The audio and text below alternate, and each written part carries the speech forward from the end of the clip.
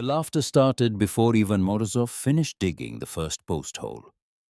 3 settlers on horseback had stopped on the trail to watch the Russian immigrant sink his shovel into earth that seemed perfectly suitable for a normal foundation, only to keep digging long past the point where any sensible man would have stopped.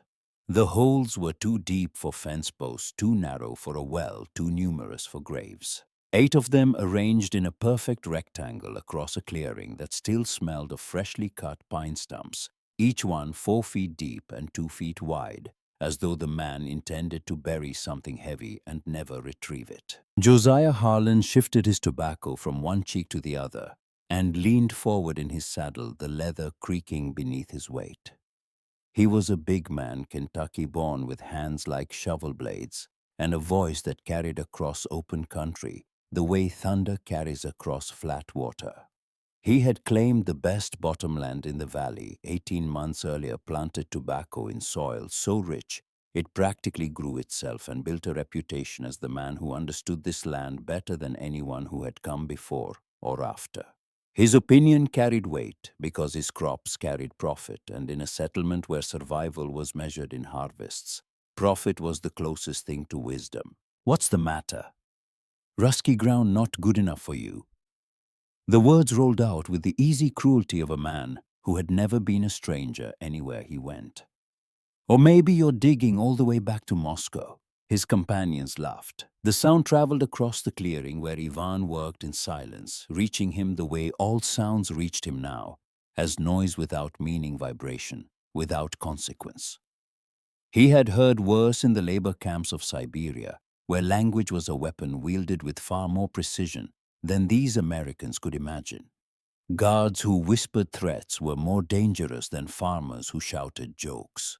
The knout across his back had taught him the difference between words that preceded violence and words that substituted for it. These men were substituting. Their laughter was the sound of people who had never been truly afraid, and therefore didn't know how small their cruelties were. He drove the shovel down, again felt it bite through a root that had been growing in darkness for decades, and twisted the blade to sever it. The root snapped with a sound like a bone breaking. He pulled the severed piece free, tossed it onto the growing pile beside the hole, and kept digging. Samuel Pruitt, the third rider, watched with professional interest that he couldn't entirely suppress. He was the settlement's carpenter, a lean man with sawdust permanently embedded in the creases of his knuckles, and a quiet pride in his craft that bordered on religion. He had built half the cabins in the valley, each one a variation on the same proven design log walls on packed earth stone chimney center. Mounted for maximum heat distribution, roof pitched steep enough to shed snow, but not so steep that wind could get underneath and peel it back. Every cabin he built worked. Every family he housed survived. His methods were not original, but they were correct, and in his experience, correct was more valuable than clever. "Man's digging post holes, not a foundation." Pruitt's voice carried the measured tone of diagnosis.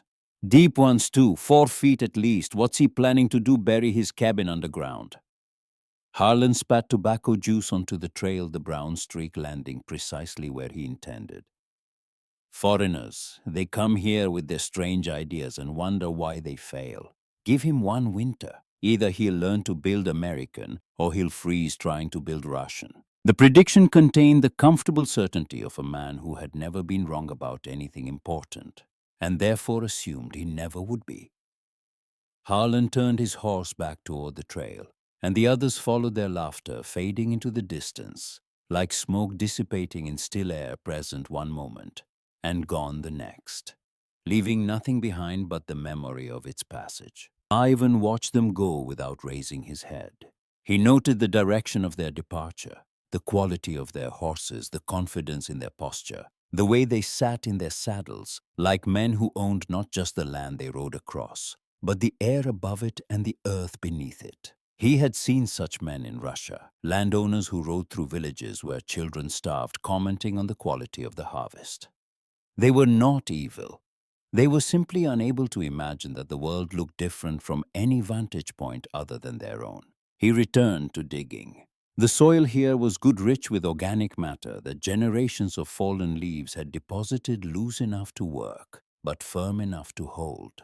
Wisconsin earth was generous compared to the frozen granite of Arkhangelsk, where every shovelful was a negotiation with stone.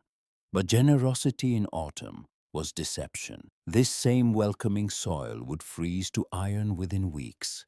And frozen soil was hungry soil, and hungry soil killed people, and Ivan Morozov had watched hungry soil kill his mother. He was 11 years old.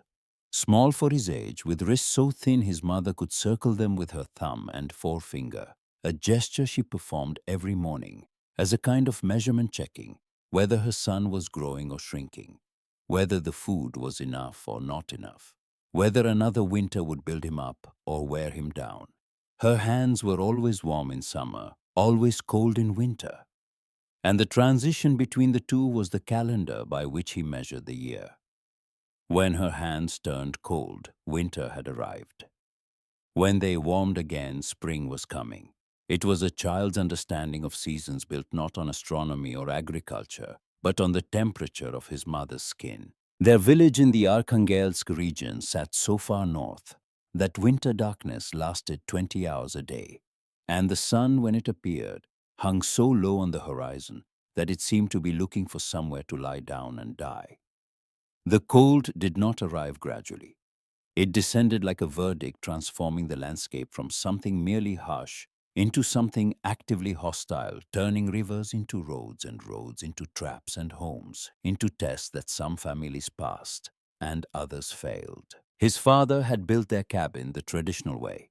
Logs laid directly on the ground as generations had done before him, as his father had done, as his father's father had done. The method transmitted from hand to hand across centuries, not because it was optimal, but because it was familiar. And familiarity was a kind of authority that no one questioned, because questioning it meant questioning the dead, and the dead were always right because they could no longer be argued with. It was how everyone built. It was how everyone had always built. And every winter, the frost crept through that floor like fingers reaching up from beneath the earth, stealing heat faster than their small stove could produce it, turning the sleeping platform into a slab of ice that numbed flesh and slowed blood, and invited illness into bodies that had no reserves left to fight it. The sound came first. Before the cold killed his mother, there was the sound of the wooden floor cracking in the night. Sharp reports like distant gunfire that woke the family in darkness and set the dog whimpering in the corner. It was the sound of frozen earth expanding beneath the cabin, pressing upward against the logs, forcing gaps between planks that had been tight in October and were open wounds by December. Through those gaps, cold entered. Not wind, not draft, but cold itself, a presence with weight and intention, flowing upward through the floor like water flowing uphill, defying everything Ivan's child mind understood about how the world was supposed to work. His mother's cough started in November. A small thing at first, dry and intermittent, the kind of cough that winter brought to everyone and that everyone expected to pass when the ice broke and the sun returned. But the floor beneath her sleeping platform was the coldest surface in the house, colder than the walls, colder than the door, colder than the small window that let in what little light the winter sky offered. The cold concentrated there, pooling like invisible water at the lowest point. And his mother breathed it in night after night, lying on wood that conducted frost the way metal conducts lightning. By January, she could not rise from bed. Her cough had deepened into something that sounded like tearing, like fabric being ripped along its grain, and each spasm left her weaker than the last, her body consuming itself in the effort to expel what it could not defeat. Ivan sat beside her through the long dark hours, holding her hand, feeling the warmth leave it. Degree by degree, a slow tide withdrawing from a shore it would never return to. The memory that would define his life came on a Tuesday in February, not the day she died, but 2 days before, when she was still conscious, still capable of speech, still present behind eyes that had begun to look past him towards something he couldn't see. She squeezed his hand, and her grip had no strength in it, and she pulled him close enough to whisper, "The floor is eating me, Vanya. I can feel it." Cold comes up through the wood and into my bones, and it takes a little piece of me each night. Tell your father. Tell him to lift the floor. Lift it away from the ground. The ground is hungry, he told his father. His father, exhausted by grief that had already begun before the death it anticipated, shook his head. Cabin sits on the ground, always has, nothing to be done. His father was not cruel. He was simply unable to imagine that the world could be built differently than it had always been built. And this failure of imagination was not stupidity, but tragedy, the tragedy of a good man imprisoned by tradition in a cell he didn't know existed. His mother died on a Thursday.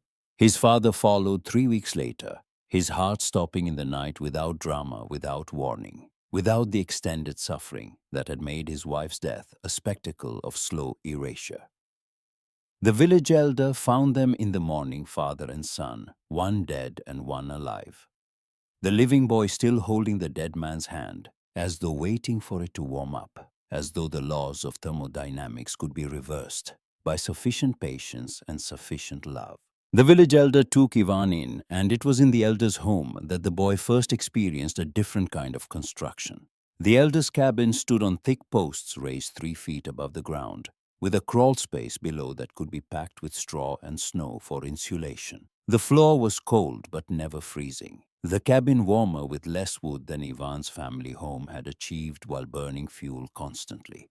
The difference was immediately apparent to a boy whose body remembered what frozen floors felt like, whose bones carried the memory of cold rising through wood into flesh. Ivan asked about the strange construction on the third day, unable to contain the question any longer. The elder, a man named Pyotr, who had survived 72 winters and intended to survive 73, gave an answer that would travel across an ocean and a continent and half a lifetime before finding the soil where it would finally take root. Ground freezes. Ground steals heat. It pulls warmth from anything that touches it. Air is different. Air doesn't steal. Raise the floor. Put air between you and the frozen ground, and you keep what the earth would take. 9 words that contained 800 years of accumulated survival. 9 words that a boy of 11 memorized the way other children memorized prayers, not because he understood the science, but because he understood the result. Warm floor, living mother. The equation was simple enough for a child and profound enough for a lifetime. The lesson saved Ivan's life during the 7 years he spent in the Siberian labor camps, where he had been sent for the crime of teaching peasant children to read. The authorities called it incitement. Ivan called it literacy. The distinction apparently was a matter of perspective, and in Tsarist Russia, the only perspective that mattered belonged to men who had never learned to read themselves, and therefore viewed the skill as a weapon rather than a tool. In the camps, men died of cold more reliably than they died of hunger or disease or the casual violence of guards who viewed prisoners the way farmers view livestock, as resources to be consumed until they were used up. The barracks were long wooden structures built directly on frozen ground, and the ground in Siberia froze deeper and colder and longer than anywhere Ivan had been, reaching temperatures that turned earth into something closer to iron than soil. A substrate so cold that touching it with bare skin produced burns indistinguishable from flame. Ivan taught other prisoners to raise their sleeping platforms, to stuff straw beneath them, to create air gaps between their bodies and the frozen ground that killed men who slept directly upon it. Some listened, some survived, some did not listen. Grisha was the one who did not listen. A large man with hands that could crush walnuts and a stubbornness that seemed to occupy the same space in his personality, that flexibility occupied in others. He had survived 3 winters in the camp through sheer physical resilience, powering through cold that killed smaller men, generating body heat through the brute force of metabolism that burned calories like a furnace, burns coal, indiscriminate and unsustainable but effective in the short term. Ivan spent 4 days trying to convince Grisha to raise his sleeping platform. 4 days of patient explanation, of demonstration, of pointing to the men who had followed his advice and slept warm while others shivered. Grisha laughed each time. "I've slept on the ground since I was born. You're going to teach me something about sleeping, little professor." On the fifth day, no one could wake Grisha. His body lay on the platform exactly as he had arranged it the night before, curled on his side with his knees drawn up, the position of a man trying to conserve heat. And it had not been enough. The ground beneath his platform had reached 42 degrees below zero during the night, and the cold had risen through the wood and into his flesh and taken everything. His skin was the color of the floor beneath him, the same blue-gray, the same temperature, the same stillness. Ivan stood over Grisha's body for a long time, not grieving exactly because grief implied surprise, and Ivan had known this was coming from the first day Grisha refused to listen. What he felt was something more corrosive than grief. The certainty that he had possessed the knowledge to prevent this death, had offered that knowledge freely and clearly and repeatedly, and it had not been enough. Knowledge without transmission was meaningless. Survival without communication was just delayed extinction. The question that formed over Grisha's body would follow Ivan across an ocean if he had explained differently, more patiently, more persuasively, in words that reached whatever part of Grisha's mind had refused to hear. Would the man be breathing now, instead of frozen? Was the failure in the knowledge itself, or in Ivan's ability to deliver it? He carried that question to America the way other immigrants carried family Bibles pressed against his chest, inseparable from his identity, a burden he could neither put down nor resolve. Now in Wisconsin, the shovel struck clay, heavy, wet, resistant. Ivan adjusted his stance, drove the blade at a different angle, and carved the clay away in thick slabs that he stacked beside the hole like bricks of compressed earth. The hole was nearly 4 feet deep now.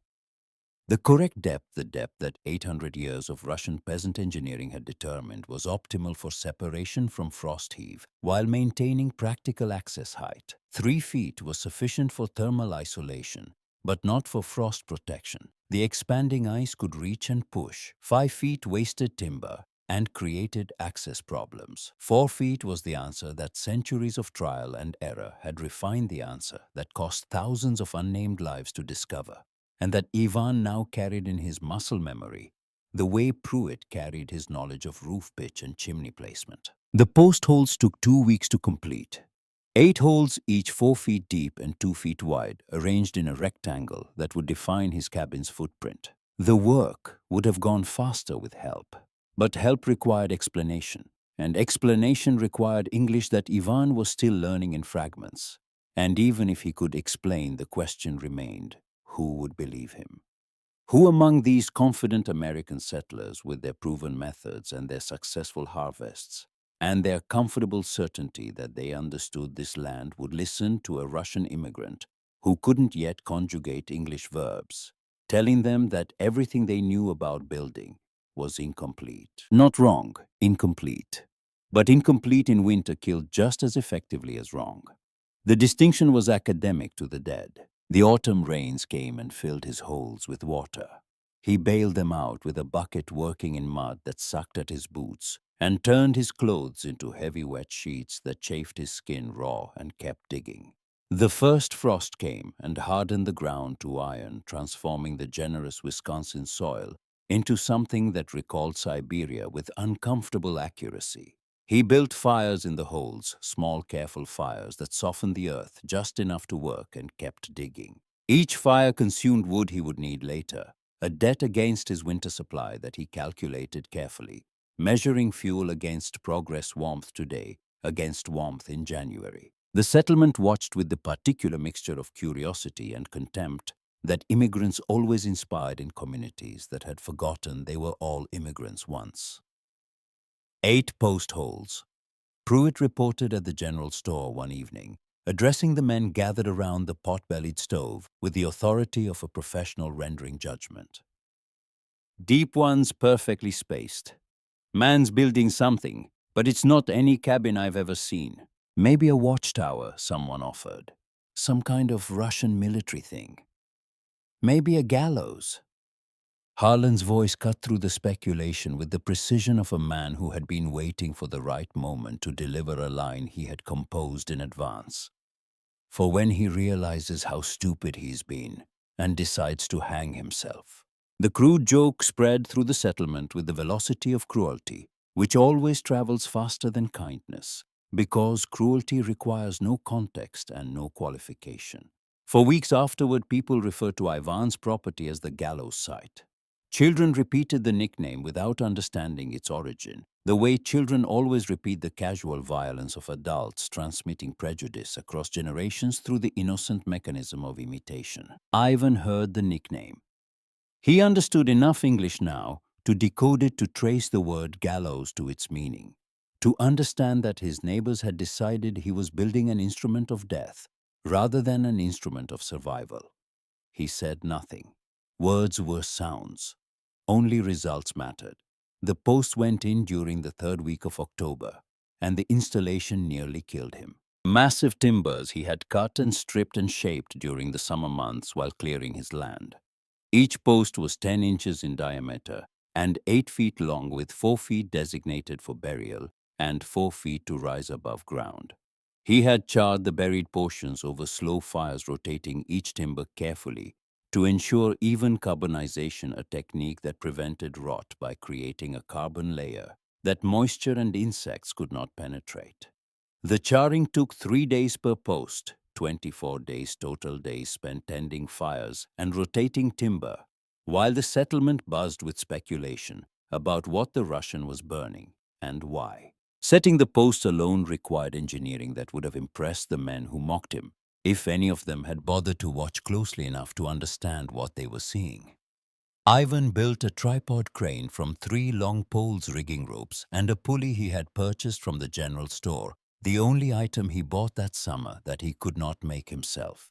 The pulley cost him 2 weeks of wages from the lumber mill, where he worked to earn the money he needed for supplies he could not manufacture from raw forest. The system was elegant in its simplicity. 3 poles lashed at the top, spread at the base, the pulley mounted at the apex, a rope threaded through it and attached to the timber lying on the ground. Ivan would hold the rope hand over hand, raising the massive post from horizontal to vertical, then guide it over the hole and lower it into position. The work was slow, the work was dangerous, and on the 5th post the work nearly ended everything. The rope slipped from the pulley when the timber was 6 feet in the air. Not a catastrophic failure, but a sudden shift, the fibers sliding against the metal wheel with a sound like a gasp, and the 200-pound post swung sideways with the momentum of a pendulum made of oak. Ivan threw himself to the ground. The post crashed down less than a foot from his head, striking the earth with an impact he felt through his entire body. A concussion that traveled up through the soil and into his bones, and shook loose a cascade of dirt from the walls of the nearest post hole. He lay on his back for 5 minutes, staring up at the October sky, which was the pale blue of early autumn, cloudless and indifferent, the sky of a world that did not care whether he lived or died, that would continue being beautiful long after his bones became part of the soil he was trying to separate his floor from. His heart hammered against his ribs with a force that seemed visible, each beat a small explosion behind his sternum. Caleb Dunning had been passing on the trail and witnessed the entire sequence. He stopped his horse and watched Ivan lying motionless on the ground beside the fallen post, and for a moment he was certain the man was dead, crushed by his own construction, in a confirmation of everything the settlement had predicted. Then Ivan moved, sat up, stood, walked to the post, examined the rope, found the point where the fibers had frayed against the pulley wheel, cut the damaged section away, retied the knot with a different configuration, one that distributed pressure across a wider surface of rope to prevent future slippage, reattached the timber, raised it again. Dunning watched the entire repair and reinstallation without speaking. Later at the general store, he would describe what he had seen to men who listened with the hungry attention people give to stories that confirm their expectations. Post fell, nearly crushed his skull. Russian just lay there. I thought he was done. Then he got up, fixed the rope, put the post right back up. Didn't curse, didn't yell, didn't rest, just did it again. I've never seen anyone that crazy. He paused, searching for a word that his vocabulary of frontier certainty did not quite contain. Or that calm, I honestly don't know which. No one in the store engaged with the ambiguity Dunning had accidentally introduced. It was easier to focus on the craziness. then the calmness easier to file the story under foreign foolishness, than to consider the possibility that what looked like insanity from the outside might look like determination from within. By November 1st, 8 posts stood in perfect alignment, their tops leveled to within a quarter inch, ready to receive the platform that would become his floor. The precision of the leveling troubled Pruitt when he finally rode out to inspect, not because it was wrong, but because it was better than anything he could have achieved alone. The platform construction drew more attention than the post holes, primarily because it finally revealed what Ivan was building, and what he was building made no sense to anyone who saw it. "He's putting the floor in the air." Dunning reported this to anyone who would listen, his voice carrying the bewilderment of a man watching someone do something impossible in a perfectly competent manner. Like a big wooden table with no cabin on top, just a floor, in the air, 4 feet up. Maybe he's building the cabin on the ground and plans to lift it up. Pruitt offered this theory at the general store, trying to apply familiar logic to unfamiliar construction. "I've seen that done with small structures. Build them flat, then raise them with enough men and ropes." But Ivan was not building anything on the ground. He was building everything in the air, working on the elevated platform, as though the empty space beneath it was the most natural thing in the world, as though 4 feet of nothing between floor and frozen earth was not an absence but a presence, not a gap but a barrier, not emptiness but insulation. The floor went down first, thick planks laid tight with no gaps for wind to penetrate. Then the wall frames rose. Conventional log construction that could have belonged to any cabin in the settlement, except for the fact that it stood atop stilts like a house on legs elevated above the earth, like a bird's nest above the forest floor. The first snow fell on November 15th, a light dusting that melted by noon but announced winter's approach with unmistakable clarity. Most settlers had finished their construction by now, their cabins sealed and stocked and ready for the cold months ahead. Ivan was still raising walls, working in temperatures that drove other men indoors. "He'll never finish in time." Harlan delivered this prediction at the general store with the confidence of a man issuing a weather forecast based on personal authority rather than atmospheric observation. "First real cold snap will catch him with half a cabin and no fire. We'll find his frozen body come spring if the wolves don't get him first." The prediction contained enough plausibility to trouble some of the settlement's more charitable residents. Margaret Pruitt, Samuel's wife, raised the subject one evening in the general store with a directness that surprised the men gathered there. "The man may be strange, but he's still a human being. We can't just watch him freeze to death." The store went quiet. Margaret stood near the dry goods counter with her market basket over her arm, her posture carrying none of the deference that the men expected from a woman entering their conversation. Samuel shifted on his stool, caught between loyalty to his wife and loyalty to his professional judgment. "I offered twice, Margaret. He just shakes his head and keeps working. Man's determined to do everything himself, especially if it kills him." Harlan added this with a grin, but the grin faded when Margaret turned her gaze on him with the focused intensity of a woman who had raised 4 children and could identify nonsense from across a room. "And there are people too proud to admit they might learn something from a stranger." Margaret's words landed in the silence like stones dropped into still water. She had just said in front of the settlement's most respected citizens that their confidence might be ignorance wearing a better coat. Harlan's face darkened. "Mrs. Pruitt, with all due respect, I've lived on the frontier 15 years. I don't need some Russian to teach me how to build a house." "Nobody said you did, Josiah. But when a man builds something you've never seen before, maybe the wise thing is to ask questions before you laugh." Reverend Aldrich, who occupied the moral center of the community with the practiced neutrality of a man whose salary depended on offending no one, cleared his throat. "Perhaps we should let the Lord decide who's right and who's wrong. Winter will provide the answer." The statement sounded reasonable. It was in fact an abdication.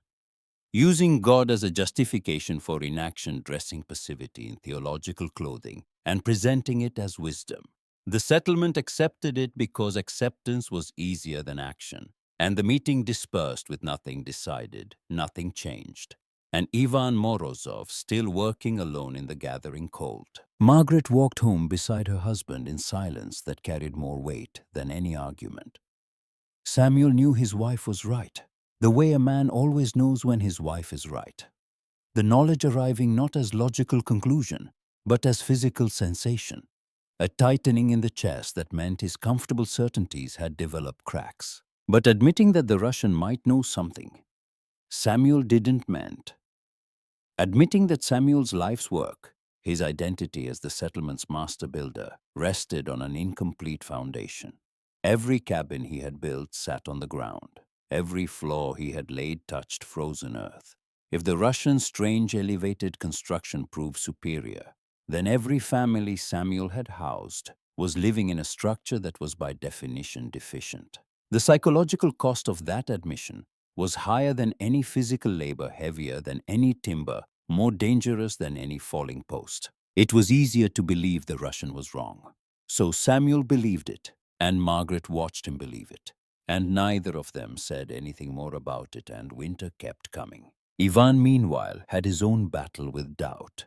It arrived on a night in late November, after a day of heavy snow that had buried his partially completed cabin in white and turned the landscape into a featureless expanse that could have been Wisconsin or Siberia, or any frozen place where men built shelters against conditions that wanted them dead. The walls were half finished. The roof did not exist.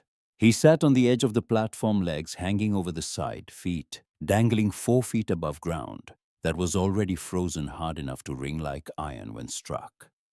He was tired, in a way that went deeper than muscle, deeper than bone, reaching into whatever part of a human being generates the will to continue when continuing requires sustained belief in an outcome that everyone around you considers impossible. His shoulders ached from lifting lumber. His hands were cracked and bleeding in the creases between his fingers, the cracks reopening each morning when he gripped his tools. For the first time since he began, he allowed himself to think the thought he had been holding at bay for weeks. Maybe they were right. Maybe Wisconsin soil behaved differently than Russian soil. Maybe the thermal properties he was counting on didn't apply here. Maybe 4 feet of elevation wasn't enough, or was too much, or was exactly wrong in some way he hadn't anticipated. Maybe he would freeze to death on this platform he had built with his own bleeding hands, and they would find his body in spring rigid and blue perched on his ridiculous stilts, and the nickname Gallows would become prophecy instead of joke. The doubt lasted 10 minutes. Then the wind shifted. It came from the north, carrying coal that had been manufactured somewhere in Canada and delivered across the border without tariff or restriction, and it hit the underside of his platform and curled upward through the gap between the earth and the floor. He felt it against his legs rising from below, and even through his trousers and his boots, and the thick wool socks his mother had knitted. Before her hands became too cold to hold needles, he could feel the cold reaching, pulling, trying to steal warmth through 4 feet of air. Even at 4 feet of separation, the ground was pulling. He thought about what the ground would do at 0 feet, what it did to every cabin in the settlement, what it had done to his mother lying on a floor that sat directly on earth that was hungry, always hungry, that took and took until there was nothing left to take. Ivan stood up, picked up his hammer, drove a nail into the wall frame with a single stroke that split the silence of the frozen clearing like a gunshot.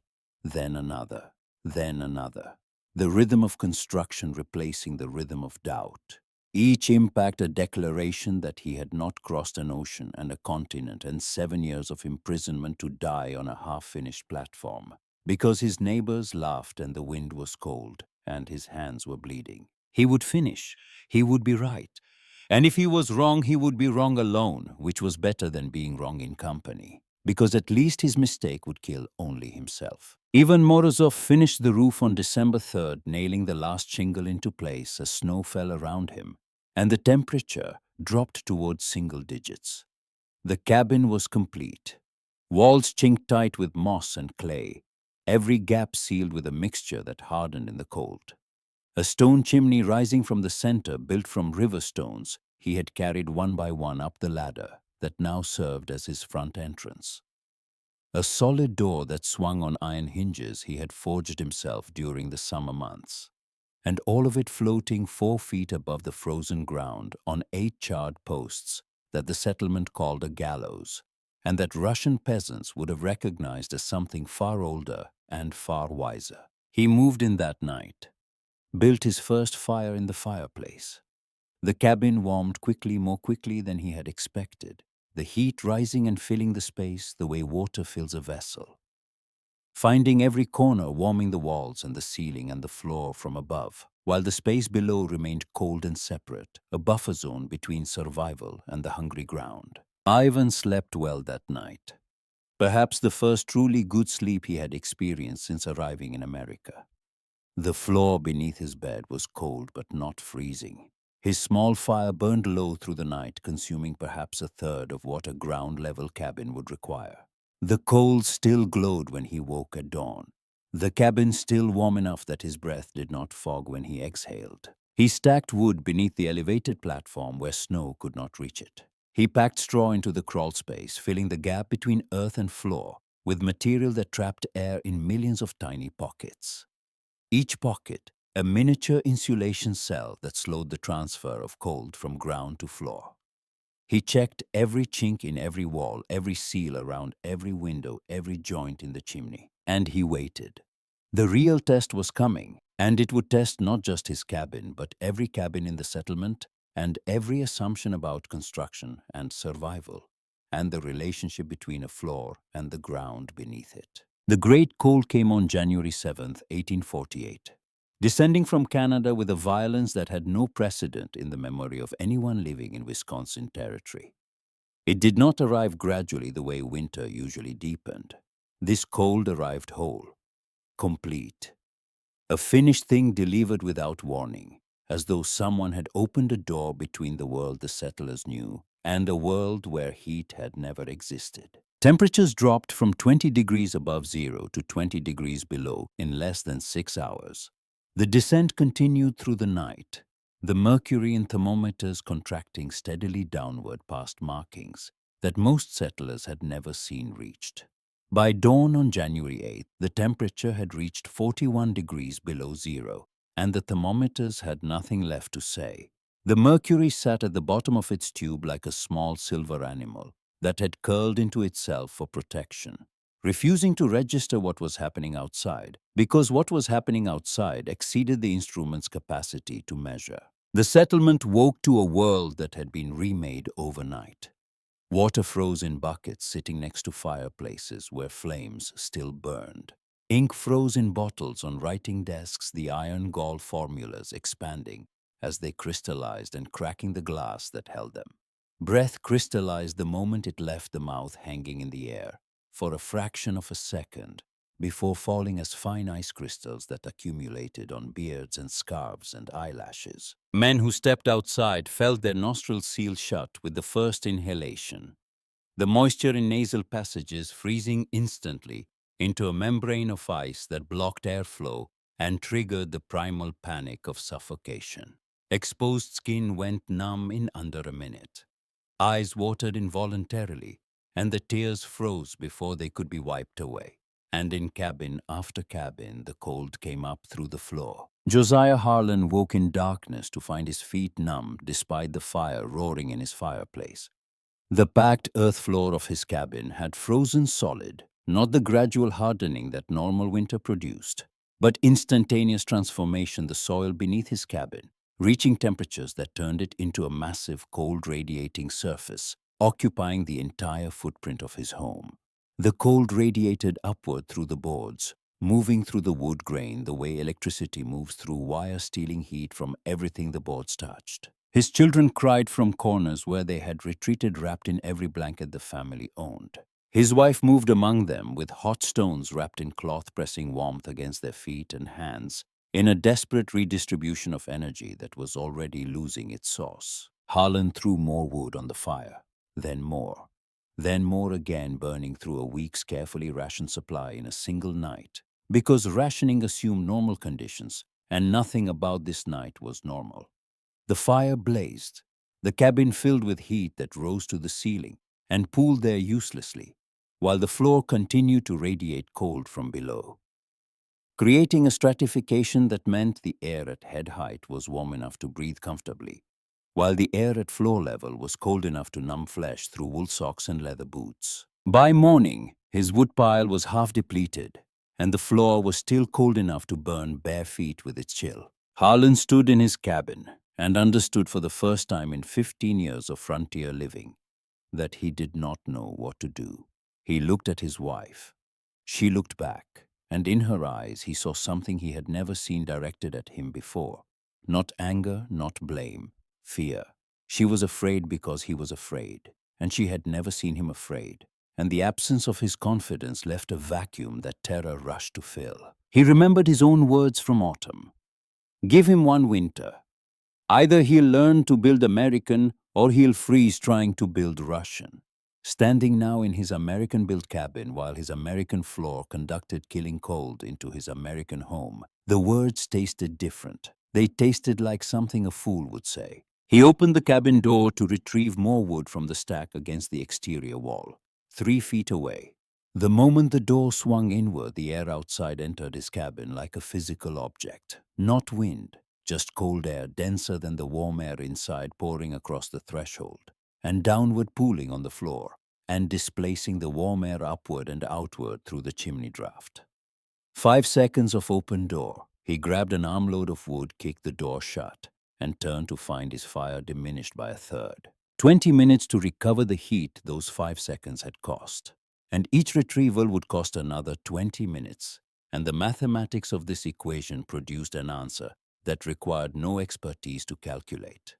He was losing a war of attrition against an enemy with infinite resources, and his only weapon was burning at a rate that would exhaust his supply days before the cold showed any sign of relenting. Samuel Pruitt fared slightly better. His stone foundation conducted cold less efficiently than frozen earth, and the foundation raised the floor several inches above direct ground contact, creating a minimal air gap that provided minimal insulation. His family shivered rather than froze. Margaret wrapped hot stones in cloth and placed them under beds and inside cradles, mopping ice crystals each morning from the interior floor, where frost found entry through microscopic gaps between foundation blocks, a task that consumed an hour and accomplished nothing permanent, the crystals reforming within minutes of being removed. Caleb Dunning faced the worst conditions. The soil in his low-lying plot near the creek contained more moisture than the higher ground, and moisture in frozen soil expanded with a force that geology measured in tons per square foot. The frozen earth beneath his cabin heaved upward, buckling his floor in waves that opened gaps in his walls. Through those gaps, air at 41 below entered with the casual destructiveness of a force that did not need to be violent to be lethal. By the second day, Dunning made the decision that no settler wanted to make.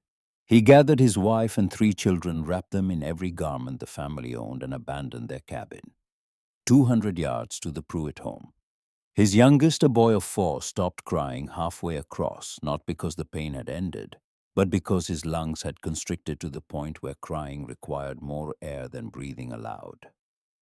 Dunning carried the boy against his chest, the child's face pressed into his father's coat, breathing air warmed by proximity to his father's body, surviving on recycled heat that grew colder with each breath. Margaret Pruitt opened the door and pulled them inside with hands that did not hesitate, that did not calculate the cost of additional bodies in an already struggling home, that simply reached out and gathered the freezing family, the way a mother gathers children without conditions and without delay. The settlement lost its first victim on January 9th. Old Silas Beckett, a widower who lived alone at the edge of the cleared land. His neighbor found him frozen in his bed, the quilts pulled up to his chin, his expression carrying a peacefulness that seemed wrong for a death by cold, as though he had simply decided to stop fighting, and the stopping had been a relief. His fire was long dead, his woodpile exhausted by the impossible demand of heating a cabin that bled warmth into the frozen ground beneath it steadily and irreversibly. 2 more deaths followed on January 10th. Infant Emma Garfield, 3 months old, whose mother had held the baby against her skin through the night. chest to chest, sharing warmth the way mammals have shared warmth since before they were mammals. It was not enough. The cabin was too cold. The floor drained heat faster than two bodies could produce it. The thermal arithmetic was simple and merciless. The mother discovered the stillness at dawn, and her scream carried across the frozen settlement with a clarity that cold air provides to sound every frequency preserved, every harmonic intact. The physics of grief transmitted without distortion to every ear within half a mile. James Lowe died in the 30 feet between his barn and his cabin door. A young man, 26, healthy, strong enough to split a cord of wood in an afternoon. He had gone to check on his livestock, a duty he performed every morning regardless of weather. The walk back killed him. 30 feet of open air at 38 below zero with a 10-mile-per-hour wind. His heart stopped before his legs did. He fell forward, face down in the snow, his arms extended toward the cabin door. He could see but not reach. 3 dead. The toll accumulated with the quiet efficiency of arithmetic. Old man, infant, young farmer. The cold did not select by age or strength or virtue. It selected by vulnerability, and vulnerability was determined by construction, by the relationship between floor and ground, by the presence or absence of 4 feet of air. The killing cold continued through January 11th, 12th, and 13th, trapping the settlement in a suspended state where time lost its forward motion and became cyclical.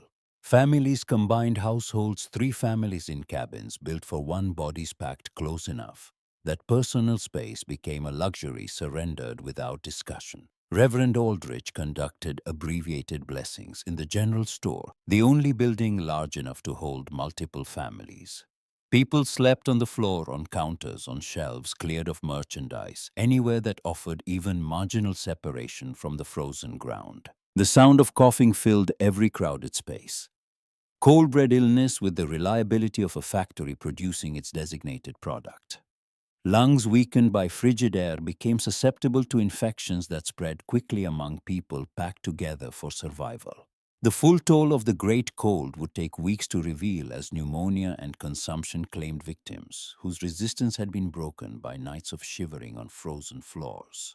No one thought to check on the Russian. Ivan Morozov spent the great cold in something adjacent to comfort, a word he would not have used, because comfort implied ease. And what he experienced was not ease but function. His cabin performed. The elevated floor created the separation that 800 years of Russian peasant engineering had predicted.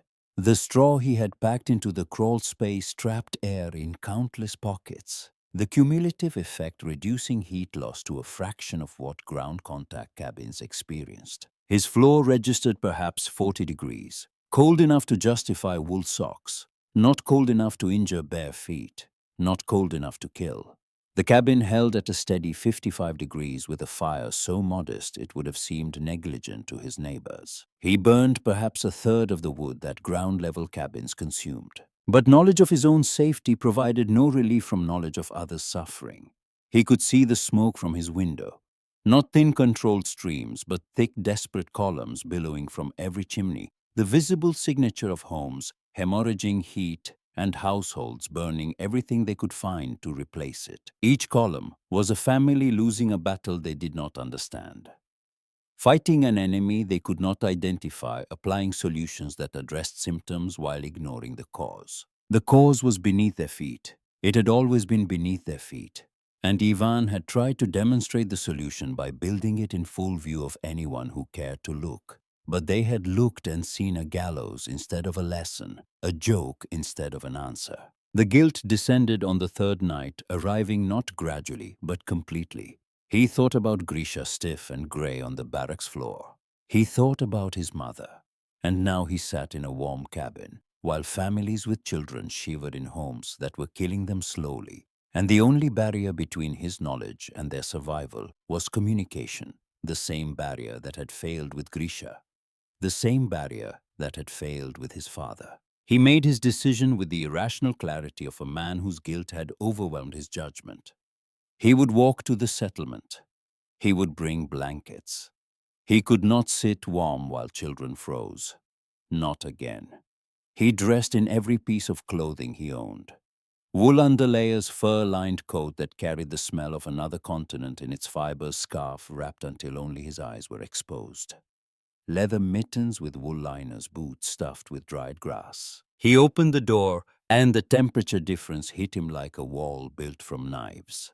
Inside 55 degrees, outside 40 below. A differential of 95 degrees concentrated across the thickness of a wooden door. He understood the physics. Building a cabin in 10 below weather, as he had done in November, was categorically different from walking through 40 below wind. When building the body moved constantly, muscles generating metabolic heat. He had always worked near a fire at the construction site, stopping to warm his hands every 15 minutes. And 10 below was 30 degrees warmer than 40 below, a difference that was exponential in its effect on exposed flesh. He knew this. He stepped outside anyway. The first 100 yards were manageable. His body heat, trapped by multiple layers, created a microclimate against his skin that held for the first few minutes. At 150 yards, his fingers went numb inside 2 layers of mittens. At 200 yards, the white patches appeared on his cheeks where the scarf had shifted. Frostbite's advance guard. He stopped. Looked toward the settlement still at least a quarter-mile away, the buildings visible as dark shapes against white ground. The distance between him and those smoking chimneys was suddenly infinite, a gap measured not in yards, but in degrees. He turned around. The walk back to his cabin was the longest 200 yards of his life. His legs moved through snow that grabbed at his boots. His hands still gripping blankets he could no longer feel refused to open. When he tried to reach for the ladder, and he had to shake them until the blankets fell into the snow, and his wooden fingers could close around the rungs. Inside, door closed, fire still burning. He sat on the floor, which was cold but not killing cold 40 degrees instead of 40 below, and he let the warmth re-enter his body through surfaces that did not fight him. His hands returned to sensation in stages, each stage accompanied by pain that increased as feeling returned. He would lose no fingers. He had turned back in time. Barely. He sat on the warm floor, and the tears came not from the pain in his hands, but from a place deeper than nerve endings could reach. He stared at the ceiling, and a realization arranged itself with cruel precision. If he had died out there, 200 yards from his cabin, his body would have been found in spring. The settlement would have noted the Russians' death, confirmed their prediction that foreign methods produced foreign failures. And the knowledge inside his cabin, the warm floor, the air gap, the proof, all of it would have been dismantled or abandoned, interpreted as the eccentricity of a dead man rather than the engineering of a living tradition. Knowledge that could not survive its carrier was not knowledge. It was biography, and biography died with the person who lived it. He had almost carried 800 years of accumulated wisdom into a snowdrift and buried it there alongside his frozen body. He had to survive, not for himself, for the knowledge, for every cabin that would be built after this winter, by men who would learn what he knew if he lived long enough to teach them. The cold broke on January 14th. The temperature rose from 40 below to 20 below to zero over the course of 18 hours. 0 degrees, which in any normal winter would have been bitterly cold, now felt like clemency. The great cold left behind 3 dead dozens frostbitten, and a settlement's worth of depleted woodpiles that would require weeks of cutting to replenish. It left behind cracked foundations and buckled floors and gaps in walls. It left behind a community that had discovered the limits of its knowledge and was not yet ready to admit what that discovery meant. It was Samuel Pruitt who first thought to check on the Russian. That man probably froze days ago. Harlan's voice carried less conviction than it had in autumn, the edges of his certainty worn smooth by a week of burning furniture to keep his children alive. That ridiculous chicken leg house of his couldn't have survived this cold. Then we'll find him dead and give him a proper burial. Pruitt's answer arrived with a tiredness that went beyond physical exhaustion. Man deserves that much, whatever his foolishness. Pruitt rode out on the morning of January 15th, the temperature a relatively balmy 5 degrees above zero. He had prepared himself to find a corpse. He had brought a canvas tarp to wrap it in. He had thought about how to dig a grave in frozen ground and concluded that he would need to build a fire on the burial site to soften the earth, the same technique the Russian had used to dig his post holes, a connection that Pruitt noticed without acknowledging. The cabin appeared through the trees first as a shape, then as a structure, then as an impossibility. Smoke rose from the chimney, not the thick, desperate columns that had marked every other chimney in the settlement. This smoke was thin, steady, controlled, the output of modest heating in a space that retained what it was given.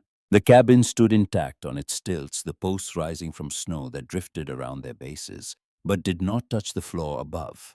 Snow lay on the roof in an even layer that indicated steady interior temperature. No hot spots where heat escaped, no bare patches where desperate fire consumption had melted accumulation. And sitting on his elevated porch, wrapped in a single wool coat, holding a cup from which steam rose in the still morning air, with the lazy confidence of heat that had nowhere urgent to be, Ivan Morozov was drinking tea.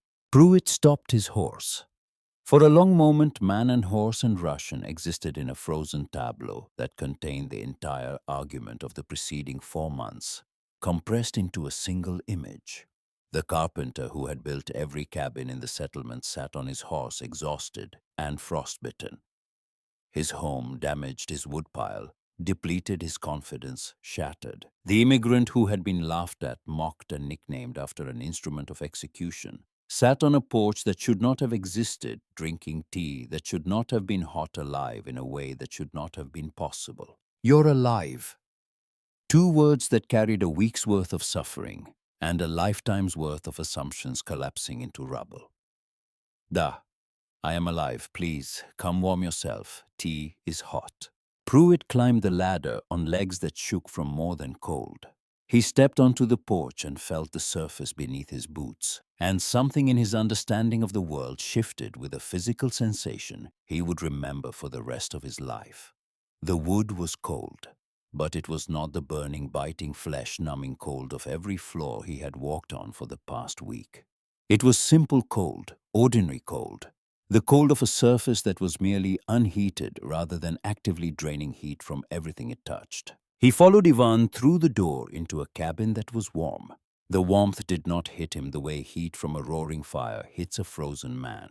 This was even, pervasive, a warmth that existed in the walls and the ceiling and the floor, and the air itself maintained not by desperate combustion, but by quiet retention of modest heat in a space that did not leak it into the ground below. The fire in the hearth was small, 2 logs and a bed of coals.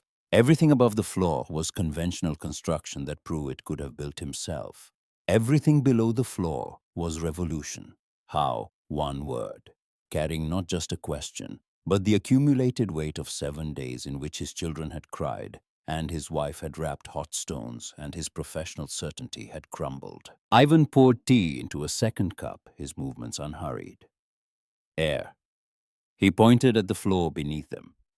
Ground freezes, ground steals heat, but floor is not on ground. Floor is on air. Air does not freeze. Air does not steal.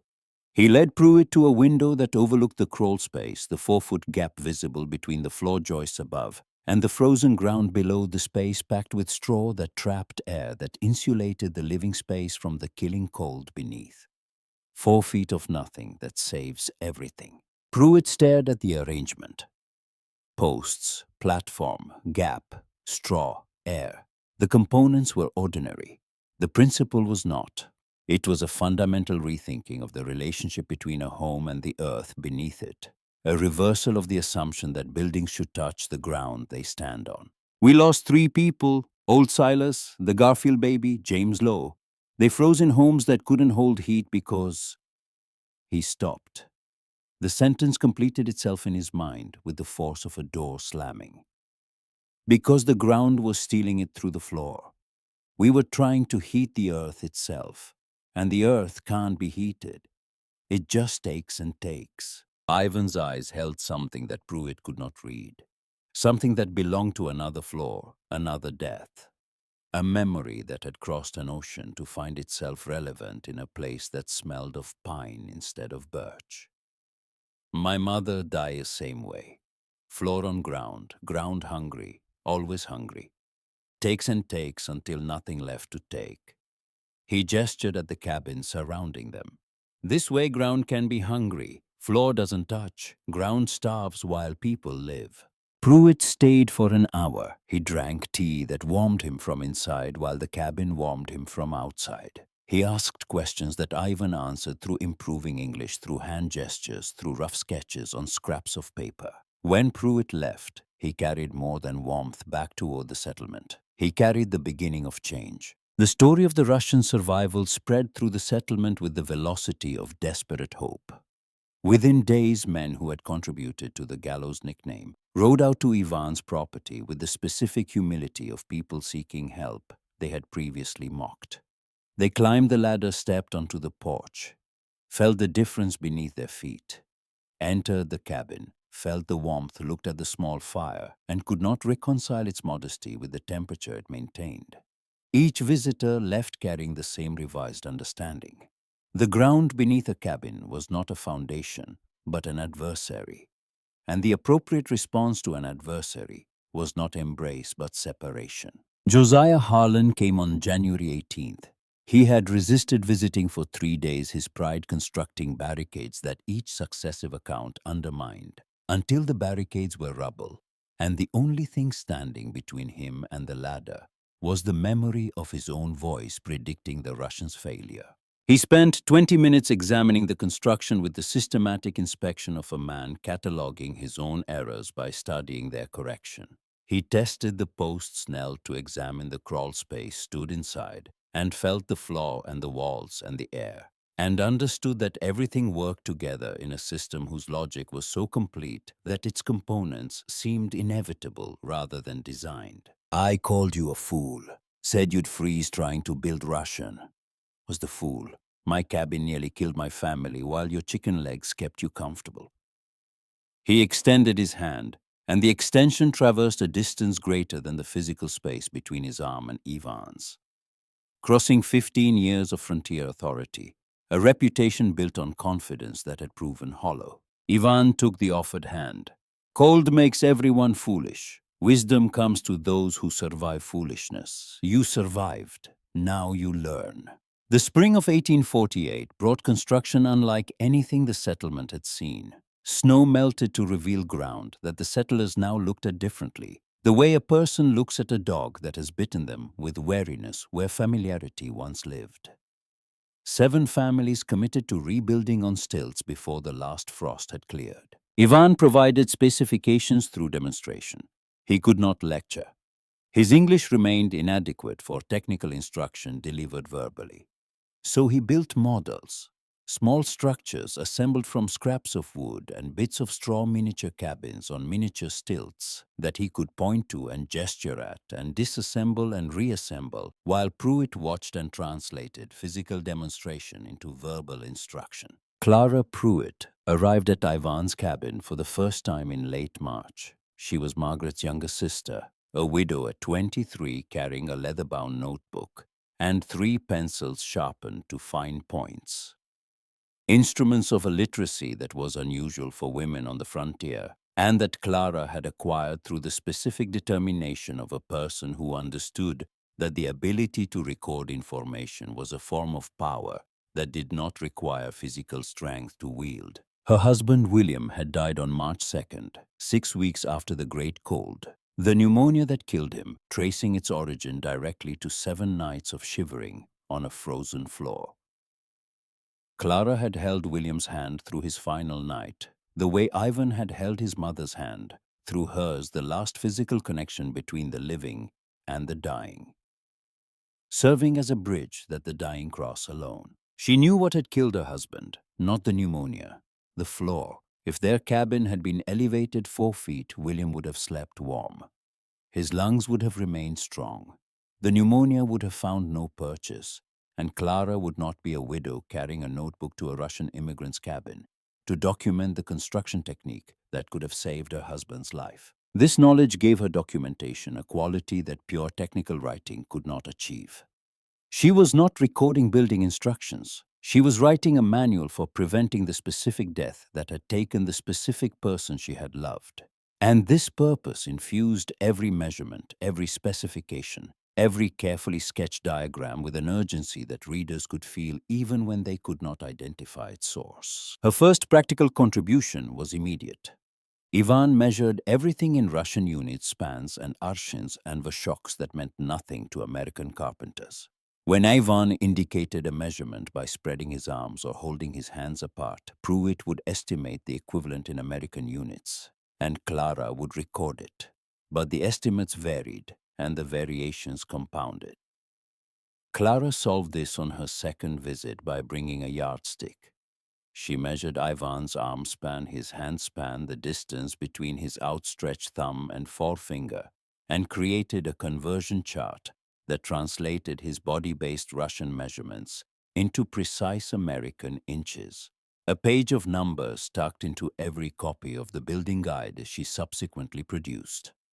A small thing, but it was the moment when the knowledge stopped belonging to Ivan and started belonging to anyone who could read. She returned every 3 or 4 days through April and May, each visit producing pages of notes that accumulated into a document that was part technical manual, part survival guide, and part memorial to a husband whose death had provided its author with both the motivation and the moral authority to insist that every detail be captured correctly. Why exactly 4 feet? Clara's pencil hovered over the notebook. Ivan paused, assembling words the way he assembled structures with care and precision. 3 feet enough for heat. Air gap at 3 feet stops cold coming up through floor. But ground does other thing. Ground freezes, ground grows. Ice pushes up. At 3 feet pushing can reach floor, can push posts, can crack platform. 4 feet pushing cannot reach. And 4 feet man can still climb ladder without too much trouble. 5 feet waste wood makes ladder too tall. 4 is balance. Not number somebody invented. Number that 800 years of dying taught. Clara wrote it down. Every word, including the last sentence which she would later use as the epigraph for the building guide that would circulate through agricultural journals across the upper Midwest and save more lives than either she or Ivan would ever be able to count. Their relationship developed along the lines that their collaboration established, growing in the spaces between technical questions and carefully recorded answers. Ivan taught Clara Russian words for construction terms that had no English equivalent. Clara corrected his grammar with a patience that never condescended. He drew blueprints with the precision of an engineer. She annotated them with the clarity of a teacher. The combination produced documents that neither could have created alone. The wedding took place in the spring of 1850 in the elevated cabin Ivan had built alone. The ceremony was small, conducted by Reverend Aldrich. Margaret stood beside her sister. Pruitt stood beside Ivan. And Josiah Harlan signed the marriage certificate as witness, his signature constituting a permanent record of the distance the settlement had traveled from the day he had predicted the Russian would freeze. By the time of the wedding, 23 elevated cabins stood across the region. The chicken leg house was no longer a joke. It had become vocabulary, a term that settlers used without irony to describe construction that anyone with sense aspired to implement. The winter of 1848-49 provided confirmation. February brought 3 days of 25 below, enough to test methods without reaching lethal extremes. Families in elevated cabins maintained comfortable temperatures with modest fuel consumption. Families in ground-level cabins struggled through nights of constant fire-tending, burning twice the wood for half the warmth. No one died. The number was significant not for its magnitude, but for its contrast with every previous winters that had routinely claimed 1 or 2 lives to cold-related causes that everyone accepted as inevitable. The elevated cabins revealed that these deaths had not been inevitable. They had been preventable. They had been the consequence of a construction method that placed floors on ground that stole heat, and the correction had eliminated the deaths with a completeness that retroactively transformed every previous casualty from tragedy into error. Ivan and Clara raised 4 children in the elevated cabin. Three sons and a daughter who grew up bilingual in a household where English was the language of daily life and Russian was the language of bedtime stories and whispered endearments. The children took warm floors for granted.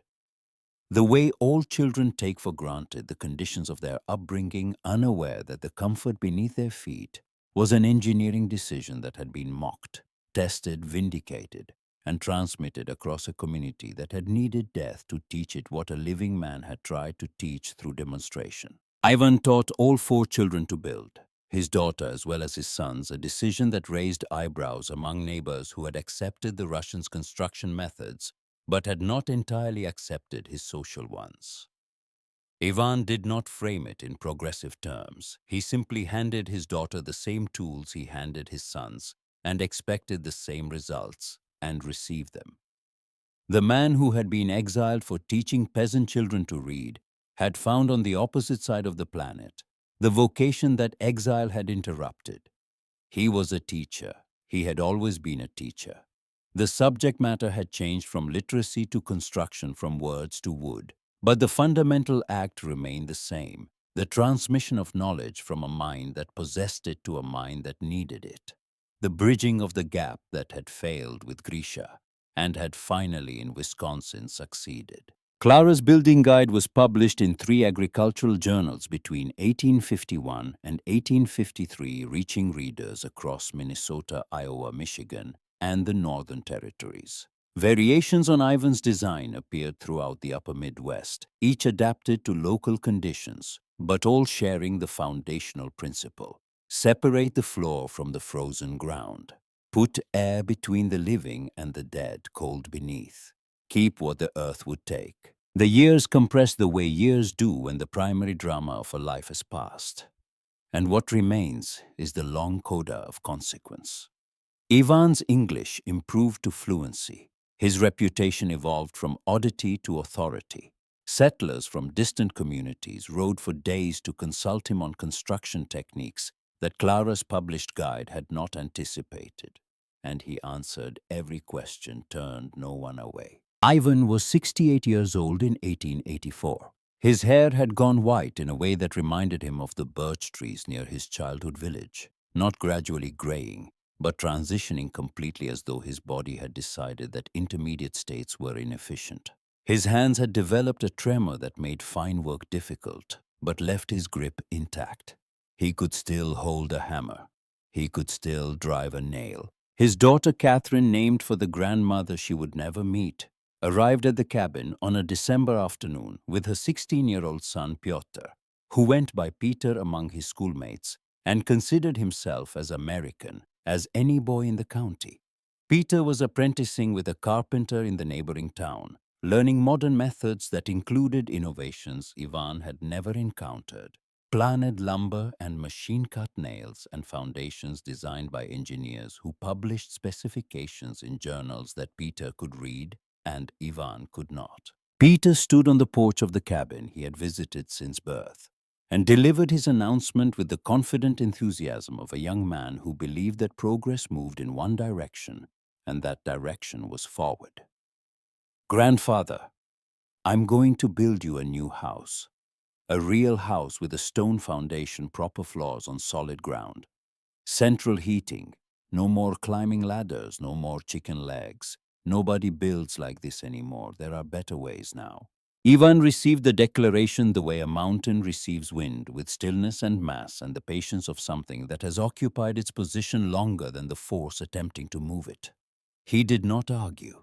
He stood up, took his grandson's arm, and walked him down the ladder and around to the north side of the cabin, where the crawl space was visible between the posts. He knelt. The motion cost him something, a payment extracted from knees that had spent decades absorbing the impact of labor. But he completed it without assistance. He placed his bare hand flat on the frozen ground. December ground. Wisconsin ground. He held his hand there. Peter watched without understanding for 5 seconds, 10 seconds, 15, 20. At 30 seconds, Ivan's fingers had turned red.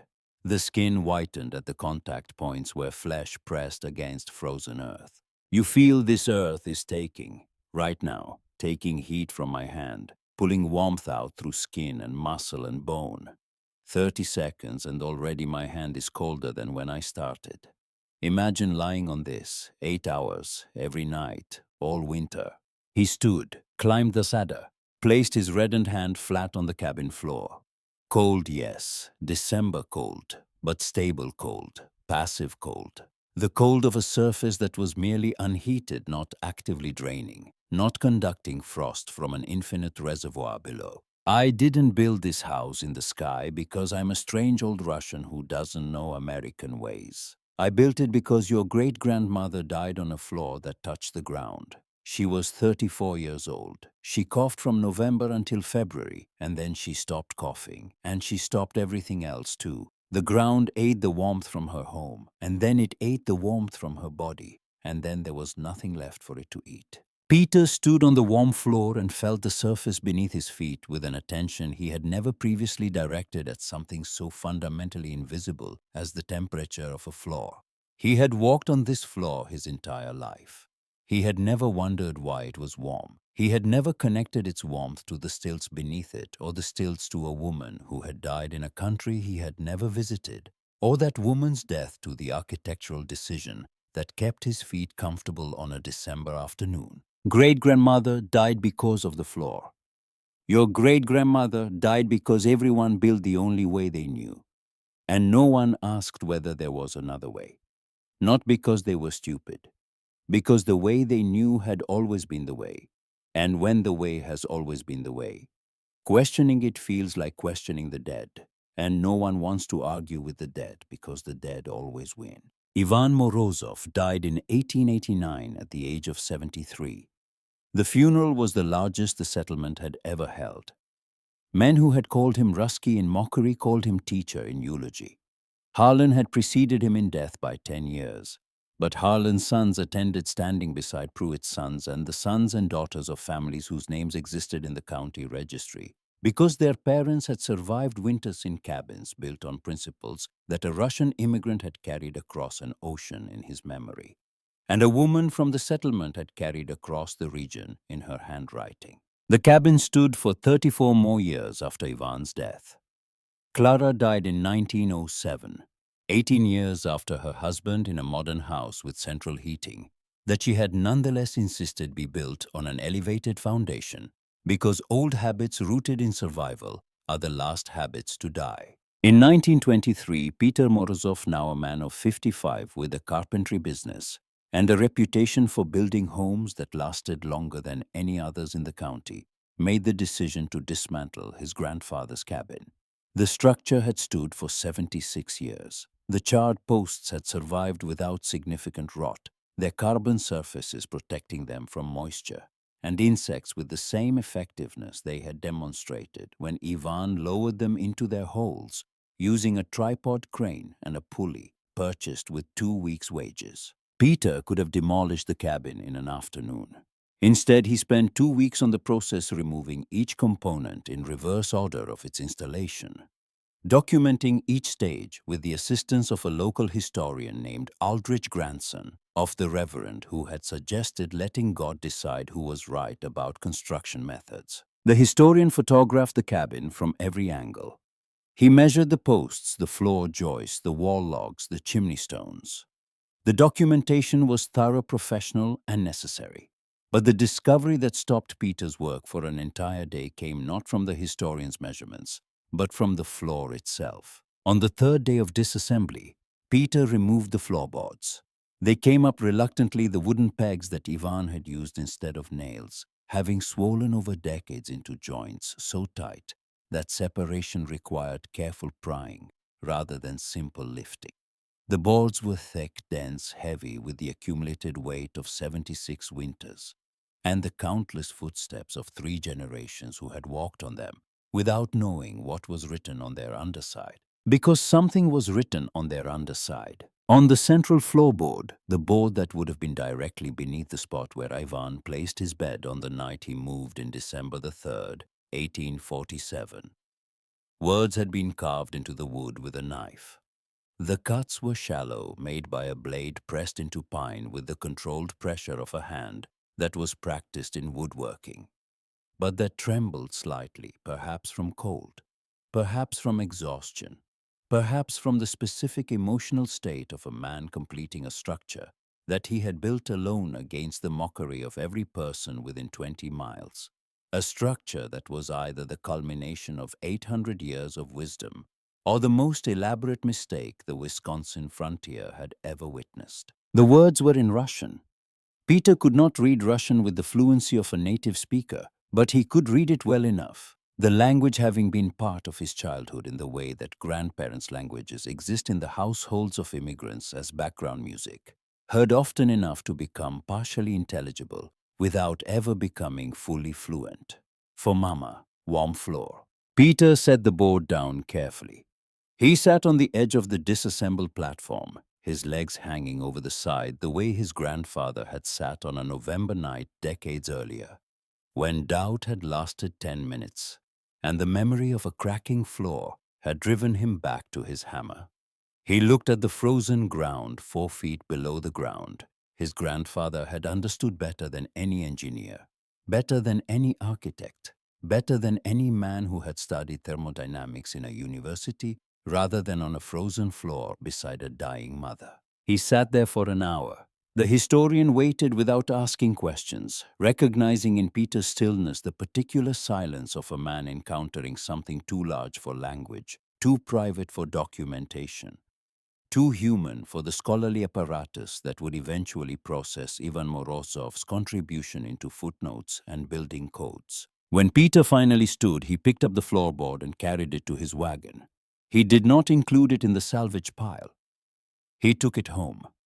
He hung it on the wall of his workshop where it would remain for the rest of his life, and where his own children and grandchildren would see it, and ask what the Russian words meant, and receive an answer that grew longer with each generation.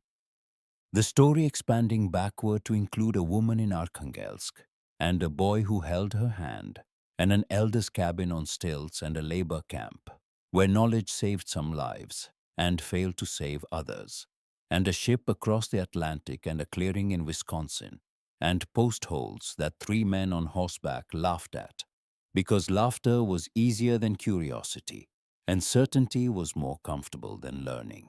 The elevated construction techniques spread far beyond Wisconsin, carried by settlers moving westward, and by Clara's published guides in agricultural journals. Variations appeared throughout the upper Midwest, each adapted to local conditions, but all sharing the principle that had originated in villages so far north that their names appeared on no map Ivan had ever seen. Contemporary passive house design employs thermal break principles identical to those Ivan implemented in 1847, creating discontinuity between interior surfaces and exterior temperature extremes. Modern engineers call it thermal bridging prevention. Ivan called it not dying. The laughter that had greeted his post holes never returned after the Great Cold.